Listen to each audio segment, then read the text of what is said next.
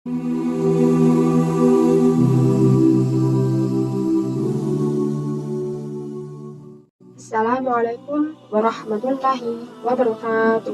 Segala puji bagi Allah, ya hanya kepadanya kami memohon pertolongan dan mohon ampunan. Kami berlindung kepada Allah dari kejahatan dan keburukan amalan kami. Kami akan menayangkan video selanjutnya dari video pertama tentang kisah Nabi Adam alaihissalam bagian kedua.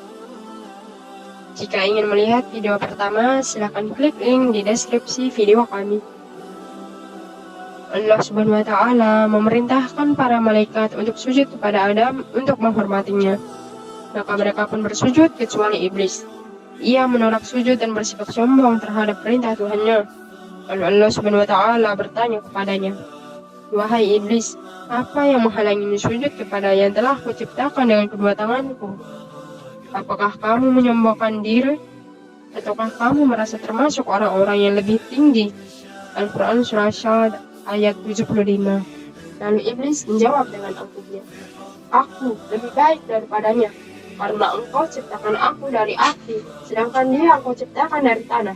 Al-Quran Surah Syad ayat 76.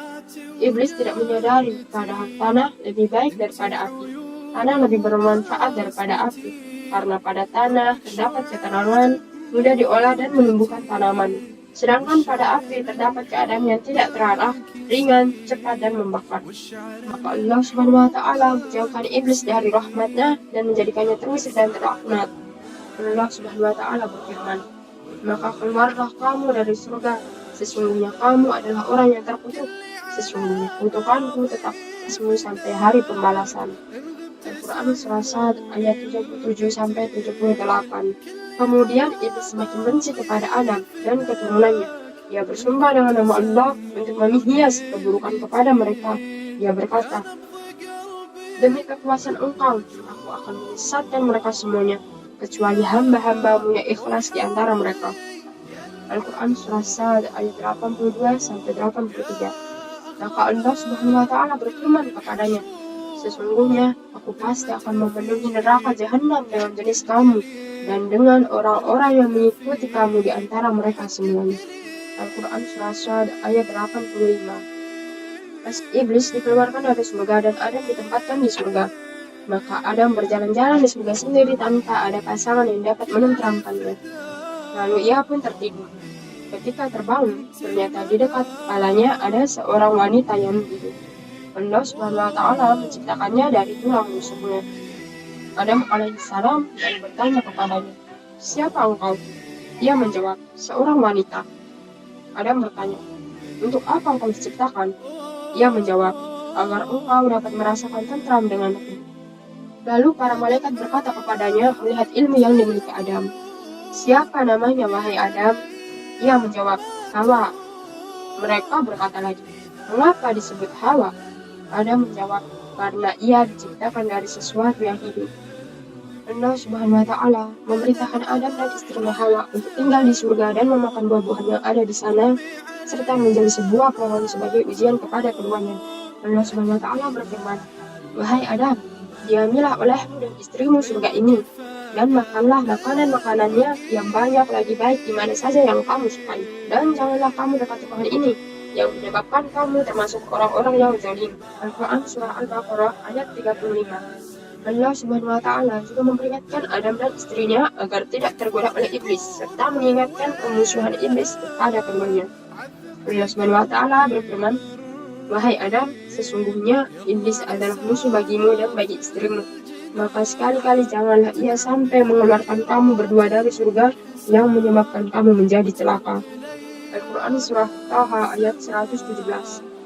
Mulailah iblis berpikir tentang cara menyesatkan Adam dan Hawa. Setelah berhasil menemukan caranya, maka ia pun melakukan rencananya itu.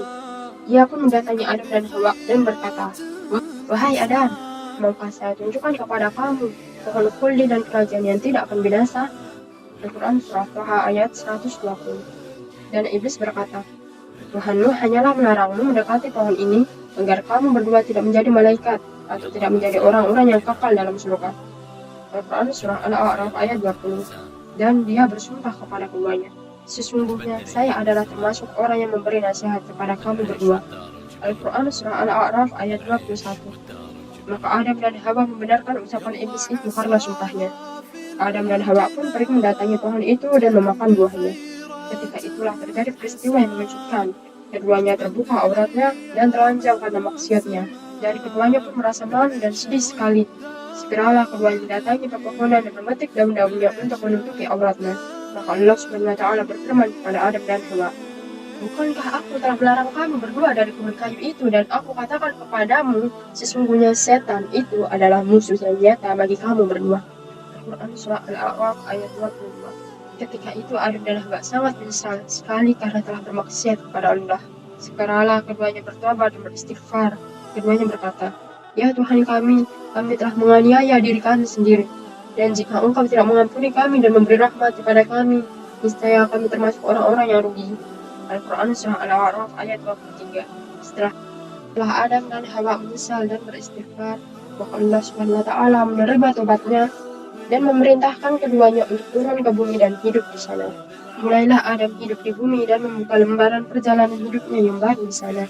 Di bumi itu, Adam memiliki banyak keturunan. Ia mendidik dan mengajarkan mereka serta memberitahukan mereka bahwa hidup di dunia merupakan ujian dan cobaan, dan hendaknya mereka berpegang teguh dengan petunjuk Allah serta berwaspada terhadap tipu daya syaitan. Ia juga mengajak keturunannya agar menyembah Allah, memberitahukan kepada mereka tentang kebenaran dan keimanan, memperingatkan mereka akan bahayanya syirik, kemaksiatan, dan bahayanya menaati syaitan sampai ia wafat. Hikmah yang dapat kita ambil dari kisah ini adalah bahwa manusia tempat luput dan dosa, dan sebaik-baik manusia adalah yang mau bertobat dari kesalahannya dan berjanji tidak akan mengulangi kesalahan di waktu-waktu selanjutnya. Semoga kita semua senantiasa dilindungi oleh Allah Subhanahu wa Ta'ala dari segala macam godaan syaitan serta dihindari dari siksaan nerakanya. Wallahu a'lam bishawab. Demikian kisah Nabi Adam alaihissalam bagian kedua tentang siasat iblis yang menggoda Adam dan Hawa. Jika ada kesalahan, baik yang disengaja maupun tidak, kami memohon maaf yang sebesar-besarnya. Karena kesalahan itu pasti dari saya sebagai manusia biasanya tidak luput dari dosa dan kesalahan, dan segala sesuatu yang benar hanyalah milik Allah Subhanahu wa Ta'ala. Jangan lupa subscribe dan nyalakan notifikasi channel kami agar Anda bisa mendapatkan pemberitahuan tentang video terbaru dari kami. Dan juga like dan share agar bermanfaat bagi sesama saudara muslim untuk mengetahui tentang kisah para nabi dan rasul Allah Subhanahu wa Ta'ala. Semoga Allah Subhanahu wa Ta'ala menjaga kita semua serta memudahkan segala urusan kita. Jazakumullahu khairan wa barakallahu fiikum. Wassalamualaikum warahmatullahi wabarakatuh.